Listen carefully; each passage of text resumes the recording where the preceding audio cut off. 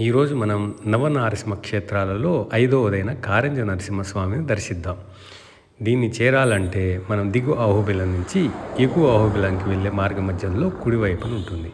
ఇక్కడ ఆంజనేయ స్వామి ఘోర తపస్సు చేయగా నరసింహస్వామి మెచ్చి నరసింహస్వామి ఆంజనేయ స్వామికి దర్శనమిస్తారు. అప్పుడు ఆంజనేయ స్వామి, నేను తపస్సు చేసింది రాముడి కోసం అయితే మీరు వచ్చారేంటి అని అడిగితే, నరసింహస్వామి ధనుర్బాణంతో ఆంజనేయ స్వామికి దర్శనమిచ్చి, నేనే రాముడిని, నేనే శ్రీమన్నారాయణుని, నేనే నరసింహస్వామిని, అన్నీ నేనే అని తెలియజేస్తారు. ఇక్కడ ఆంజనేయ స్వామికి నరసింహస్వామి కారింజ వృక్షం కింద దర్శనమిస్తారు. అందుకే ఈ క్షేత్రానికి కారింజ నరసింహస్వామి అని పిలుస్తారు.